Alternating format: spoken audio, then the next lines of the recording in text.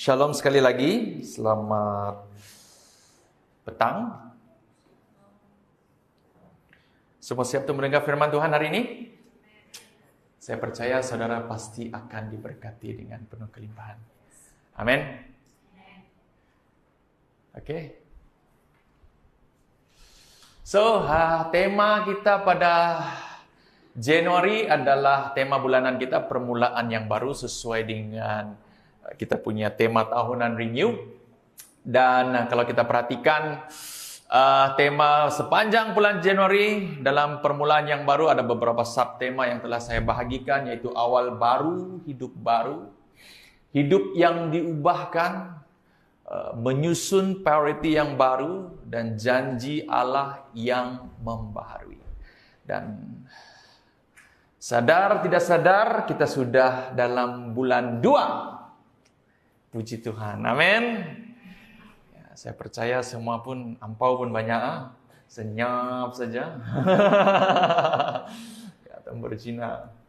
Oke, syukur sudah Februari, tidak lama lagi, tidak sekejap saja Februari itu. Dia macam, March sudah, start puasa sudah. Lepas itu, April. Sekejap, sangat sekejap. Tidak lama lagi 2026, mau Christmas sudah. Oke, so dalam tema bulan Februari ini, saya akan banyak bercerita ataupun mengajar kita akan belajar sama-sama tentang hati yang diperbaharui. Ya, hati diperbaharui.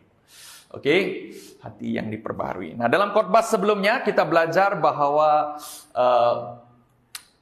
janji Allah memperbaharui seluruh aspek hidup kita, betul? Termasuk pemulihan dari luka dan kegagalan masa lalu.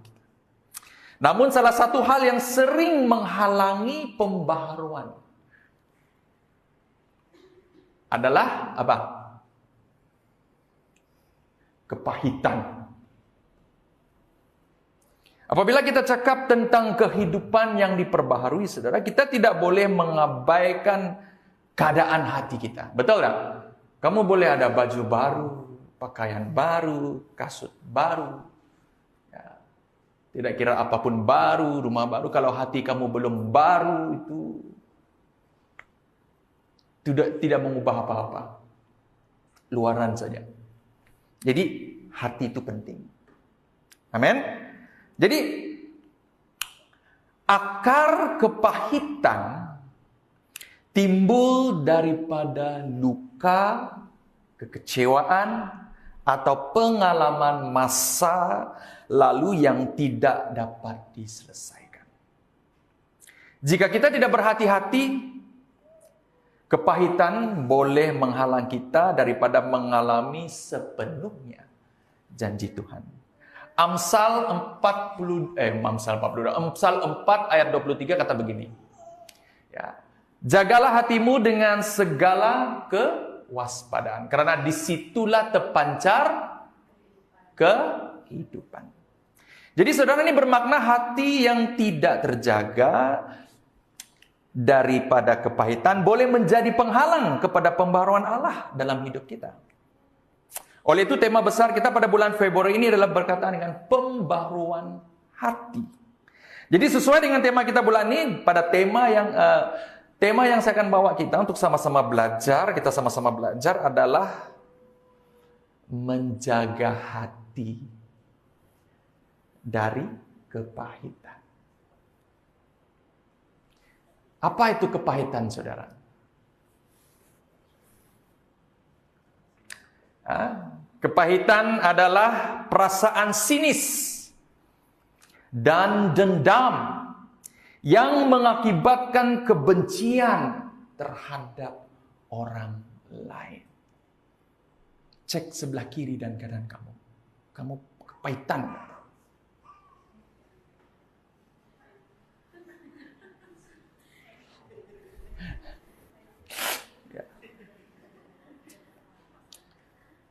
Bagaimana kita mengenali kepahitan di dalam hati kita, saudara?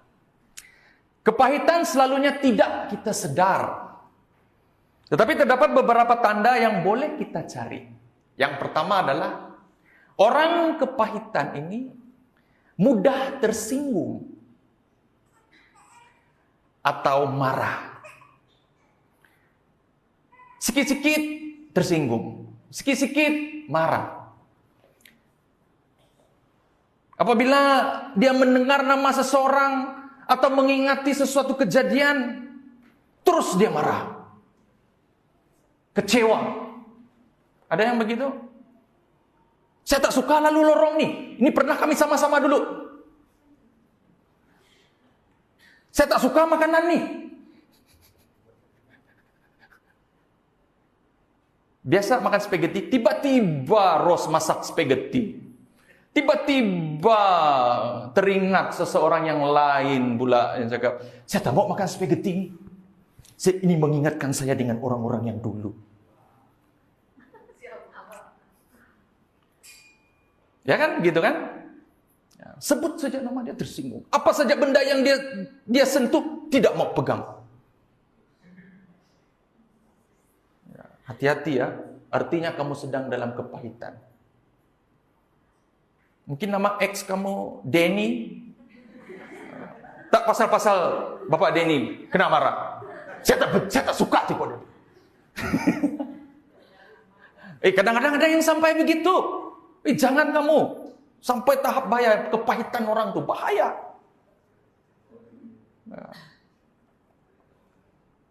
Yang kedua, kesukaran bergembira untuk orang lain. Dia susah mau gembira. Apabila orang telah menyakitkan kita, diberkati, kita tidak rasa gembira. Ya, contohnya kan orang tuh mau memberkati kamu. Dia mau ambil hati kamu. Kamu pun tidak mau. Sakit hati kamu. Saya tak suka. Walaupun dia masak untuk saya. Saya mau buang nih. Sampai begitu sekali, saudara. Tidak gembira.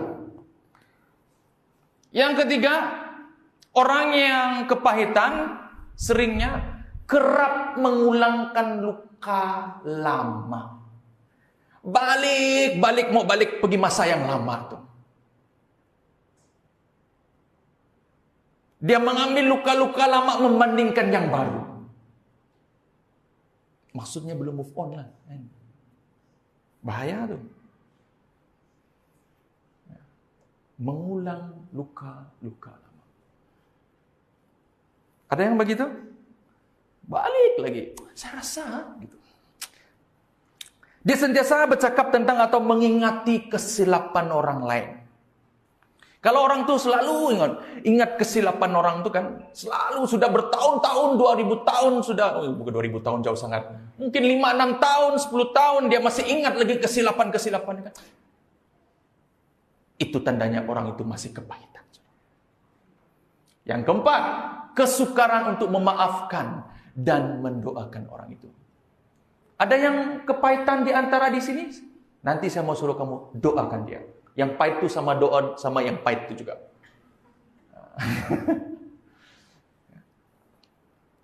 Ya. Jika kita merasa berat hati atau tidak dapat berdoa untuk seseorang yang ikhlas, mungkin masih ada kepahitan di dalam hati kita terhadap orang.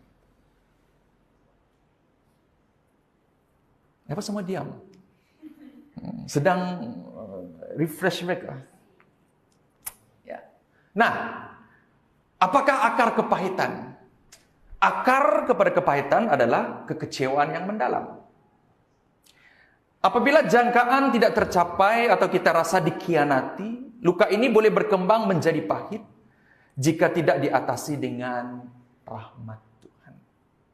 Hari ini saya slow and steady ya.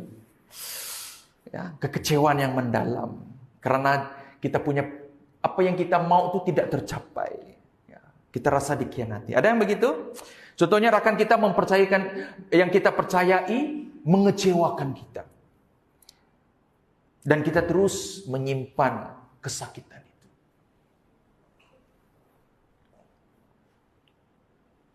Ketidakupayaan untuk memaafkan. Apabila kita memilih untuk tidak maafkan dia, luka semakin dalam dan bertukar menjadi kebencian. Yang lain boleh saya maaf, pastor. Yang ini tidak. Pastor tidak tahu macam mana dia buat dengan saya.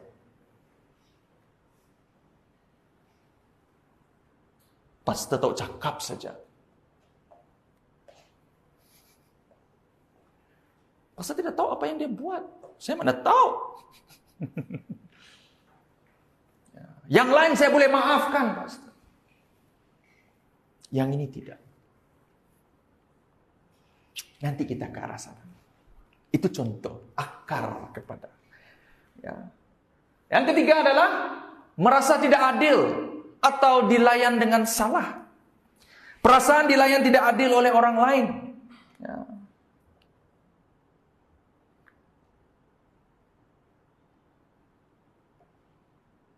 Pastor, sepatutnya saya, Bang. Kenapa dia?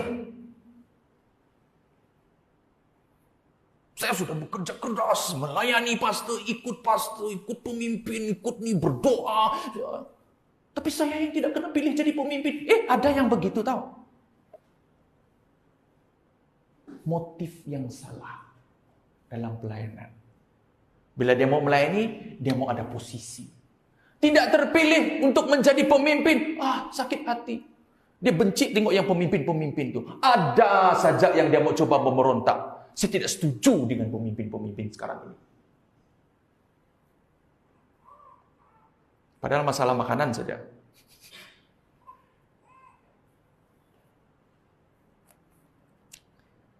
Ada gak macam itu, Pastor? Ada. Saya sudah puluhan tahun jadi pemimpin gereja. Kenapa tahun ini tidak kena pilih? Saya kalah pilihan raya. Macam dia anggap gereja tu, ada yang macam tu, gereja ni macam pilihan raya. Padahal dia sudah berpuluhan tahun. Bila anak muda yang melayani sudah, dia tidak suka. Dia kena involve dalam tim itu juga. Di sini kita tidak mau ajar orang begitu, ya. Yang keempat, yang paling bahaya, menyimpan dendam. Apabila seseorang itu terus mengingati kesalahan orang lain tanpa sanggup melepaskan kemaafan, kepahitan akan bertumbuh dan mencemar hati saudara. Ya. Hati-hati menyimpan dendam. Saya tidak tahu kamu ada simpan dendam ke tidak. Tapi saya katakan kepahitan bermula daripada juga salah satu adalah menyimpan dendam. Yang kelima, kurang bersyukur. Orang yang tidak bersyukur lebih cenderung merasa tidak puas hati dan menyalahkan keadaan atau orang lain. Yang akhirnya membawa kepada kepahitan di dalam hati mereka. Jadi saudara, apakah kesan akar kepahitan itu? Yang pertama adalah merosak hubungan dengan Allah. Yang kedua, menghalang pertumbuhan rohani. Yang ketiga, menyebab tekanan dan masalah kesehatan. Dia stres saja. Stres yang tidak sepatutnya stres pun stres. Karena kepahitan ini tengok muka. Sudah stres, jangan kata muka. Macam saya cakap tadi itulah, lorong yang dia lalui pun dia stres. Sebab pernah sama-sama kan, baju warna pun tidak boleh, kena lain, allergic. Kalau ada kaitan dengan orang yang di kepahitan itu allergic dia. Ujung-ujung dia yang sakit jantung. Stres kan, tekanan darah tinggi sudah, dudak. Hati dia menjadi semakin keras dan sukar menerima kasih Allah. Ya, banyak rumah tangga pun bercerai begitu. Gara-gara hal seperti ini. Jadi tahukah saudara, kunci kepada hidup bebas daripada kepahitan atau mencegah hati kita daripada kepahitan adalah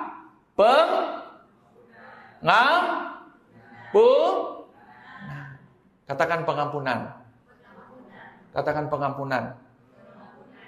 Tengok sebelah kiri dan kanan, mana yang ada orang. Kamu sudah mengampuni orang yang kamu kepahitan ke belum?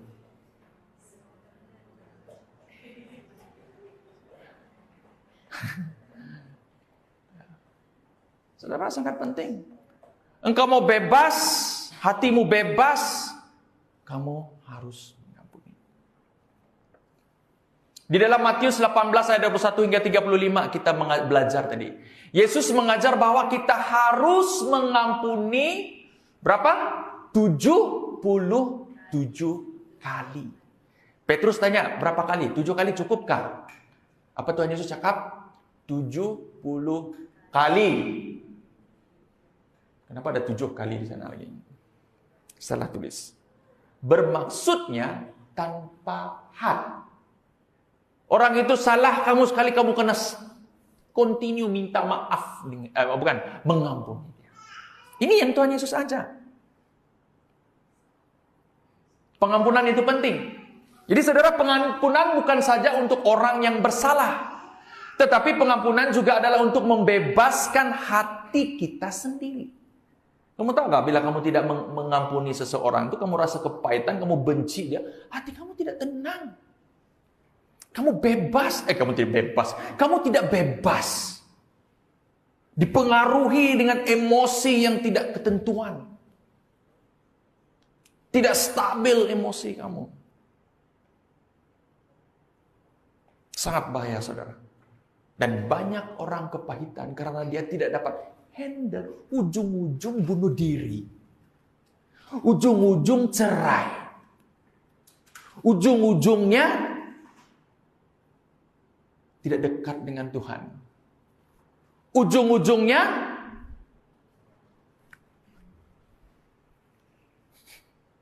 bagaimana? Pergi tempat yang salah. Kasih tidak bertindak, pugai bertindak. Wow. Banyak yang begitu. Itu pun masih relevan sekarang ini. Jangan main-main. Tidak apa. Saya balik Sabah nanti. Saya cari yang paling kuat punya. Kau tidur pun kau pikir saya juga. Kau tengok muka saya. Ada yang begitu.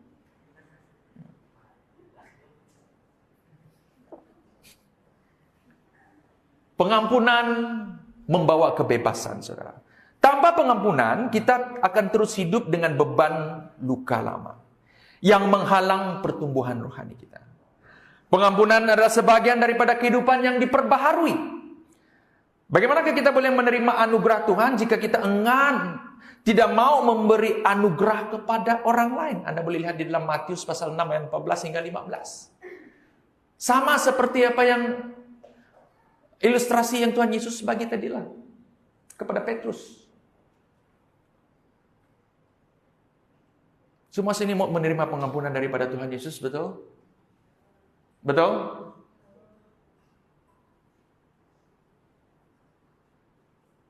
Tetapi kita sendiri kadang-kadang tidak mau mengampuni orang sama seperti mana Tuhan mengampuni kita. Adakah itu adil?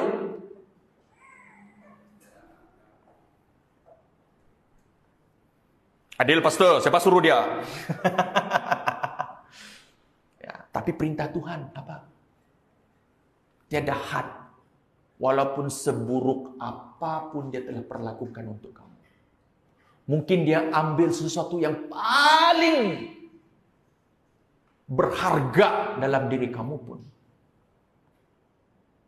Kamu harus mengampuni dia.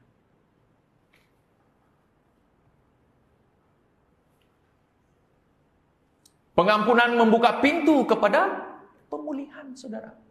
Kalau kamu tidak mengampuni seseorang itu, kamu tidak membuka pintu hatimu untuk pemulihan. Apabila kita memaafkan, kita memberi ruang kepada Tuhan untuk menyembuhkan kita. Betul tak? Amin kan? Betul kan? Karena bila kita belajar untuk mengampuni, artinya apa ya? Kalau kamu tidak mengampuni orang, bagaimana saya mau mengampuni kamu?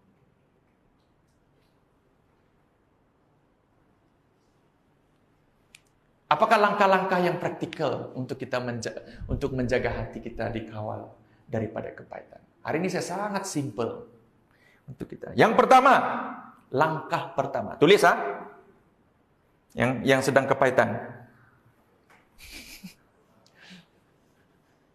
Iyalah, Kamu tak kepahitan pun tulis juga, supaya kamu beritahu orang yang kepahitan tuh. Yang pertama, sedar dan akui. Amin. Kamu harus sadar. Jangan menutup perasaan sakit hati atau amarah. Datanglah kepada Tuhan dan mengakulah jika masih ada kepahitan di dalam hati kita. Sekarang banyak orang suka munafik. Kamu oke pastor, oke.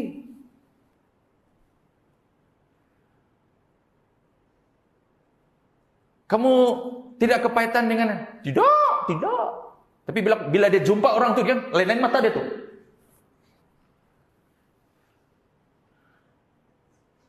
Kadang-kadang bila second gabungan gereja kan ternampak X lama kan, masih ada current.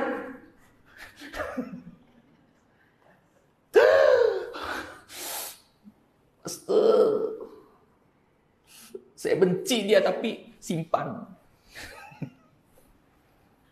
Itu yang benci tapi sayang tuh. Mazmur 39 hingga 23 ada ini. Telitilah aku ya Allah dan kenalilah hatiku. Dugalah aku dan ketahuilah kebimbanganku. Lihatlah jika ada kecenderungan durjana di dalamku. Dan pimpinlah aku ke jalan yang kekal selama-lamanya. Saudara jangan simpan. Jangan post di status saja. Datang kepada Tuhan, amin. Ini status dulu. Sudah teruk, dia punya emosi, teruk baru tidak dapat jodoh saya. Baru datang cari pastor. Datang kepada Tuhan. Amin, saudara. Yang kepahitan, ya, datang kepada Tuhan. Serah kepada Tuhan. Tengok hati saya ini, saya masih kepahitan Tuhan. Saya tak boleh Tuhan, bagaimana nih Tuhan? Tolong Tuhan. Bagaimana saya boleh ampuni dia Tuhan? Tolong. Saudara, kalau kamu datang kepada Tuhan, Tuhan akan tolong saudara. Tapi kalau saudara datang kepada status, kritikan orang datang. Lebih baik saudara datang kepada Tuhan. Amin. Paling penting. Akui juga. Ya. Jangan datang kepada Tuhan tapi dengan hati yang membenarkan diri, itu salah juga. Ada yang datang dengan Tuhan ya, dia yang salah sama Tuhan gitu. Bukan salah saya.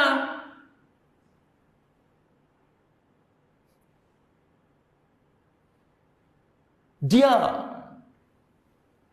Kalau Tuhan cakap, kalau kamu tidak buka, bagaimana? Tangan tidak tepuk bersebelah tangan, kata Tuhan. Balik lagi. Lebih baik, saya banyak kali kena. Bila saya selalu berargumentasi dengan Tuhan.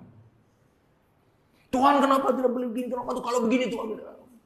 Tuhan balik nih. Kalau dia begini. Ujung-ujung saya pun kalah. Start dari sana, untuk apa saya buat? Tuhan, saya salah, saya tidak tahu, saya tidak pandai. Tolong ubah hidup saya. Lebih senang. Karena makin kamu argue dengan Tuhan kan, makin kamu stres, makin kamu tidak puas hati. Kita tidak akan puas hati dengan jawaban-jawaban Tuhan, terutamanya pengampunan. Apalagi itu bukan salah kamu.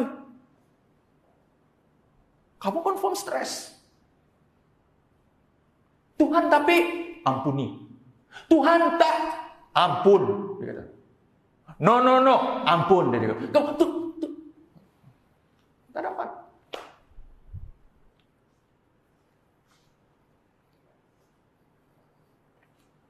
Itu pergi kepada yang kedua.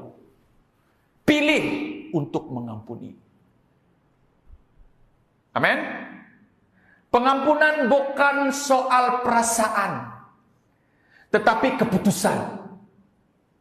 Ingat? Kita boleh berkata, Tuhan, aku memilih untuk mengampuni walaupun hati saya ini masih lagi bukan rasa demikian. Tapi saya mau memilih. Jadi mengampuni bukan pasal perasaan, tapi pilihan kamu.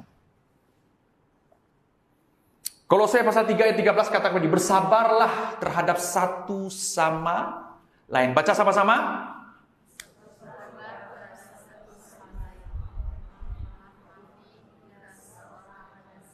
Lagi sekali kasih itu sedikit bang. 1, 2, 3. Bersabarlah terhadap satu sama lain. Maafi jika seseorang ada sesuatu aduan terhadap yang lain. Sebagaimana Tuhan telah mengampuni kamu, demikianlah kamu harus mengampuni sesama Amin.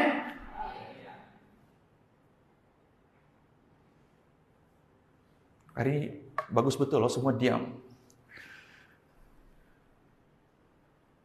Yang ketiga, doa orang yang menyakiti kita. Amin. Sedikit betul amin. Amin. Amin. Haleluya. Yesus berkata di dalam Lukas pasal 6 ayat 28, berkatilah orang yang mengutuk kamu dan doakan orang yang menganiaya kamu. Matius 5:44 katakan, tetapi sekarang aku berkata kepadamu, kasihilah musuhmu dan doalah orang yang menganiaya kamu.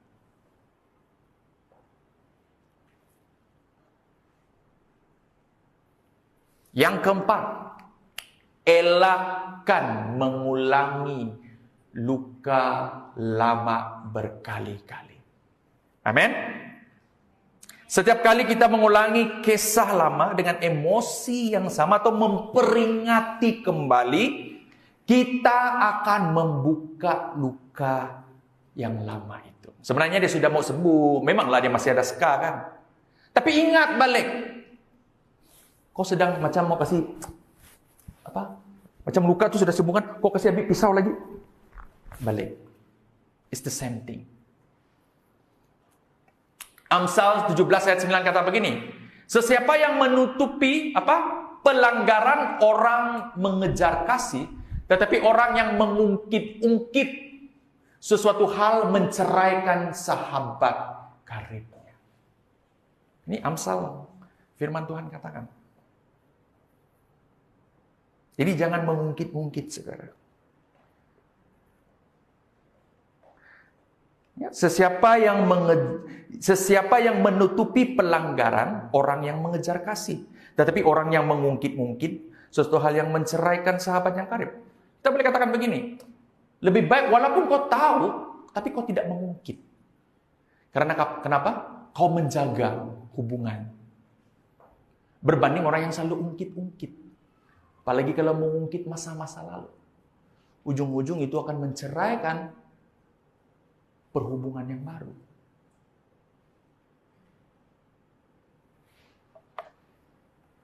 Yang kelima, tadi kita katakan, pastor tidak adil.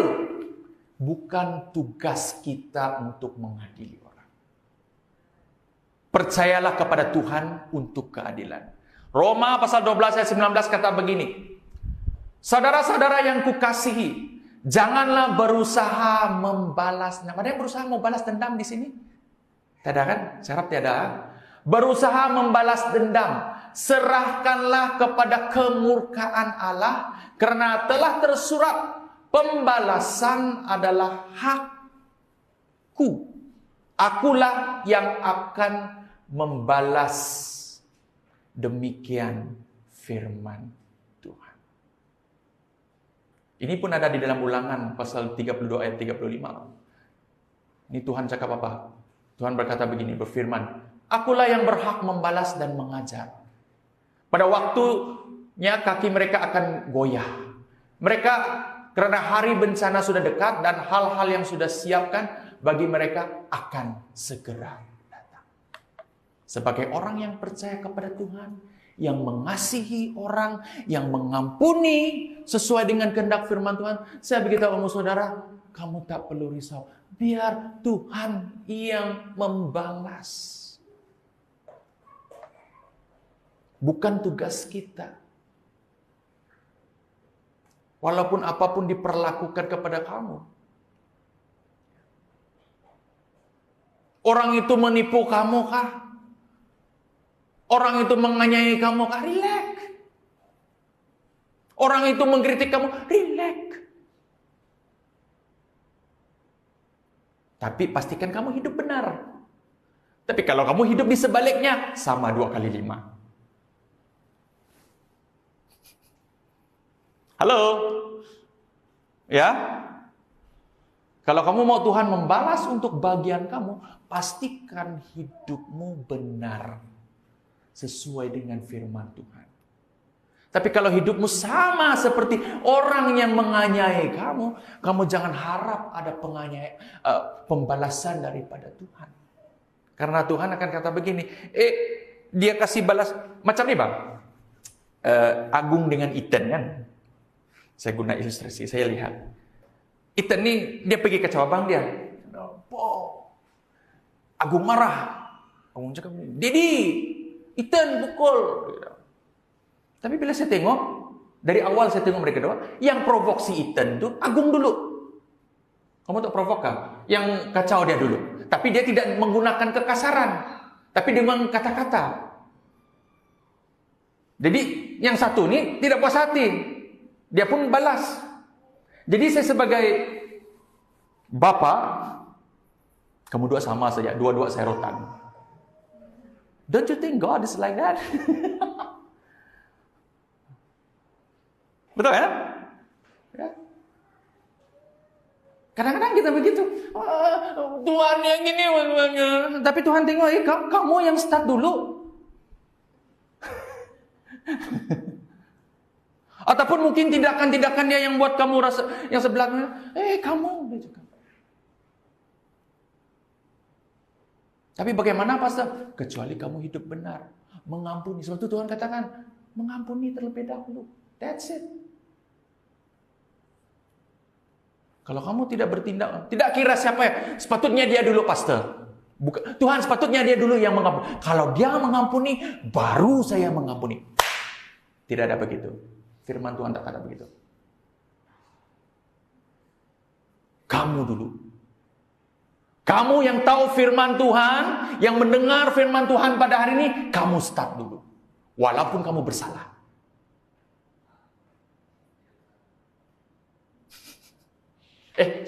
Walaupun kamu tak bersalah. Betul, orang lain tengok. Walaupun kamu tak bersalah. Ini saya berbicara tentang kerohanian. Ya.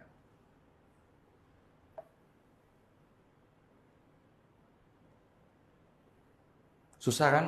Tapi ini prinsip Tuhan, kunci dia kamu mau hidup bebas. Freedom. You want to be free? Bebaskan. Karena semuanya dari sini.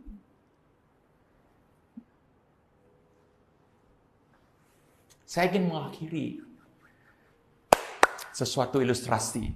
Wah, first time Aprilin sangat gembira. Awal lah pastor hari ini. Ya, saya menggunakan ilustrasi ini. Saya gunakan gelas ini. Sepatutnya saya guna gelas yang apa namanya? Yang tak ada yang bulat-bulat ni lah. Tapi tak ada. Oke. Ini sangat cerah kan? Ini mungkin jadi hati atau pikiran kamu. Untuk kamu dapat melihat jelas ya dalam kehidupan kamu apa rencana Tuhan sangat jelas. Dan memang kita akan lalui yang dimana hati kita akan diluka. Kita akan jumpa orang menipu kita, orang apalagi apa yang menyakit, yang kepahitan, menganiaya kita, apalagi dan sebagainya. Saya tidak tahu apa yang orang sudah buat dan dan sebagainya lah. Oke, yang sebagainya saya tidak tahu. Ya, kamu ditinggalkan, kamu dikhianati, kamu di sebagainya, saya tidak tahu. So, oleh karena kamu simpan, ini membuat kamu tidak jelas tujuanmu. Karena banyak luka-luka lama. Banyak pengalaman-pengalaman lama. Kamu membanding-bandingkan lagi. So kamu mau... Jadi tujuan kamu tidak jelas, kamu tak nampak. Pikiran hati kamu sudah mulai menyongsong kemana kamu tidak tahu bagaimana. Karena apa yang kamu tengok adalah luka yang kepahitan yang masih kamu.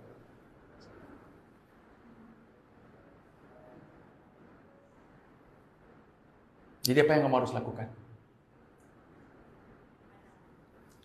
Kamu datang kepada Tuhan, kamu harus padam, minta Tuhan mengampuni. Mengampuni artinya wipe everything, tidak mengingati apa luka, apa supaya apa? Kamu mendapat lihat tujuan yang jelas, kamu jalan yang jelas. Amin, church. Ya, jangan biarkan luka ini masih di dalam stay sini. Minta Tuhan dengan hati yang berserah kepada Tuhan. He will help you to wipe everything. Because karena Tuhan Yesus telah melakukannya. 2000 tahun kematiannya di kayu salib, saudara. Membersihkannya luka kita. Sehingga tidak lagi kita hidup dengan kepahitan. Setiap hati dan pikiran kita begitu jelas. Semua mengerti apa yang saya coba katakan? That's why your heart need to be renewed dengan kasih Tuhan. Wipe everything. You know, sometimes kenapa kamu anxiety? Kenapa kamu susah? Tidak tahu lah mana mau jalan. Tidak jelas karena there's the things. I don't know, mungkin luka. I don't know apa yang belum kamu jelas. Saya tak tahu. But today I'm telling you, hari ini saya mau beritahu kepada setiap pribadi kita. Kamu mau Tuhan mau pakai kamu, but you need to wipe everything yang ada di dalamnya. If you wipe, saudara akan melihat sangat jelas. You see, God will do something. Jika orang putih bilang, Tuhan melakukan yang sangat besar di dalam kehidupan saudara. Karena kamu melihat begitu terang sekali, tidak ada apa-apa. Adapun datang, Tuhan, kamu ampuni. You will be free. Amin.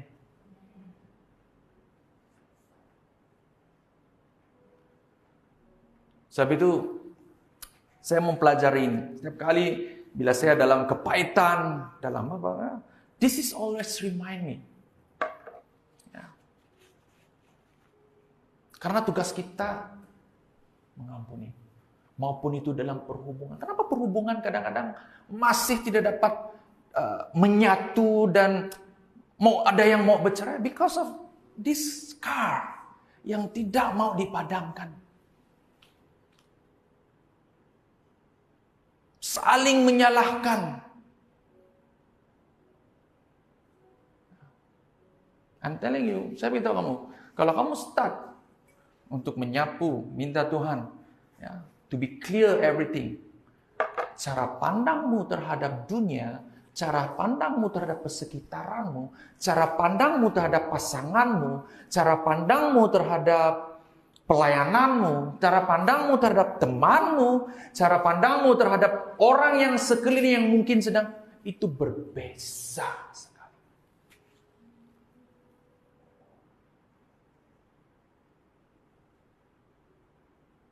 Karena hatimu sangat jelas dan clear.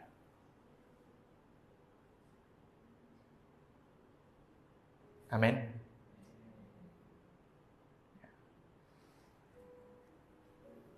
Mari kita bangkit berdiri.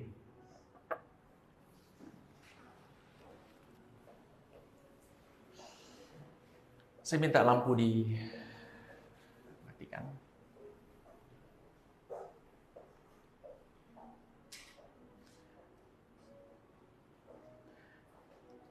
Saya mau memberi masa dan ruang ini. Dan musik ini boleh dinaikkan.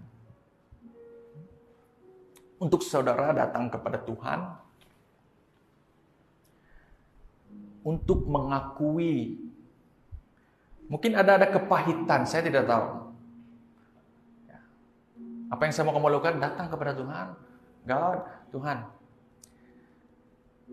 I'm hurt. Tuhan, saya kepahitan. Saya tak suka orang ini, saya tak suka ini. Tapi saya mau free. I want to be free. Saya mau melihat lebih jelas lagi melalui cara pandang Engkau. Saya mau hidup bebas di dalam Engkau. Supaya saya dapat mengerjakan pelayanan dengan bebas, mengerjakan kehidupan saya dengan kebebasan yang Tuhan berikan. Supaya saya boleh hidup dengan sukacita dan damai daripada Tuhan.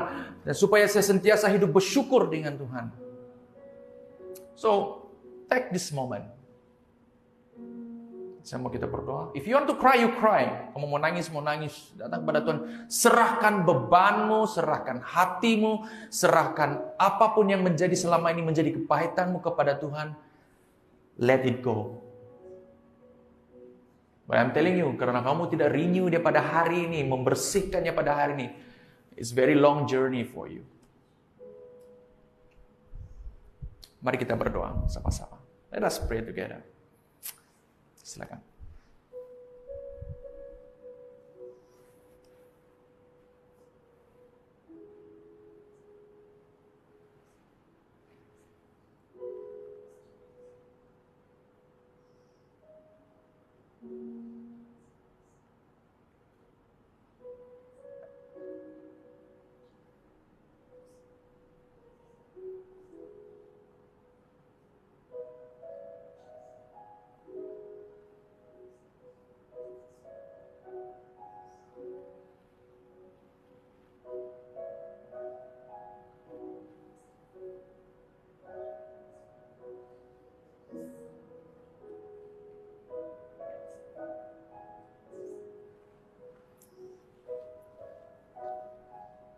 Tuhan, kami datang kepadamu pada saat ini. Hamba-Mu berdoa untuk setiap pribadi yang ada di sini pada saat ini, Tuhan. Yang di mana Engkau lebih mengetahui apa yang di dalam isi hati mereka, Tuhan. Mungkin ada yang terluka, mungkin ada yang masih menyimpan dendam, mungkin masih ada yang rasa dia tidak berharga, dia tidak memiliki hati yang karena oleh kesilapan lama yang lalu yang dia masih berpegang, yang masih dia ingati. Bapa, jujur, sebagai manusia sangat susah untuk kami lepaskan ini. Jujur, sangat menyakitkan untuk kami lepaskan ini.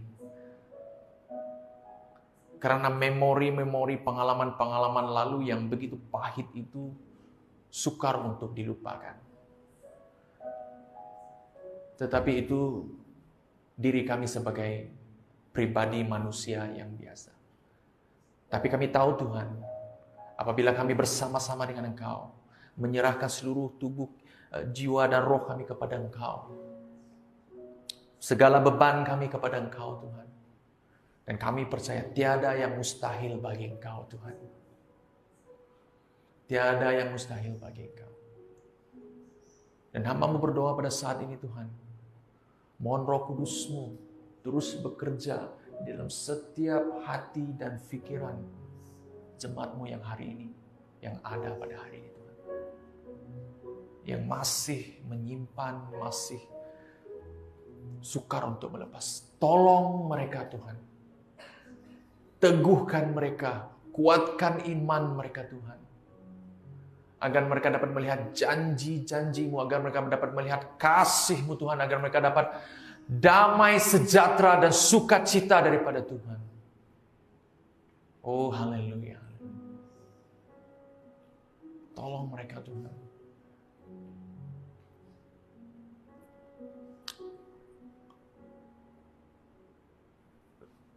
Renewkan mereka, perbaharui hidup mereka, perbaharui hati mereka. Melangkah mereka keluar dari tempat ini. Biarlah mereka melangkah dengan iman di dalam Tuhan. Biarlah melangkah dengan ketaatan akan firman. Biarlah mereka melangkah dengan damai sejahtera daripada Tuhan. Karena yang mereka andalkan di dalam hidup mereka bukan lagi kepahitan yang senantiasa dipengaruhi oleh masa-masa lalu, tapi yang dipengaruhi oleh kasih Tuhan yang tidak pernah berkesudahan di dalam kehidupan mereka. Ajar untuk mereka melihat salib-Mu Tuhan. Ajar mereka untuk sentiasa melihat kasih-Mu, pengorbanan di muka Engkau, teladan yang Kau tunjukkan bagi setiap pribadi. Terima kasih Bapa, terima kasih Yesus. Hamba mau berhenti berbicara. Berkati jemaat-Mu, kuatkan mereka dalam mereka menjalani kehidupan mereka pada saat ini.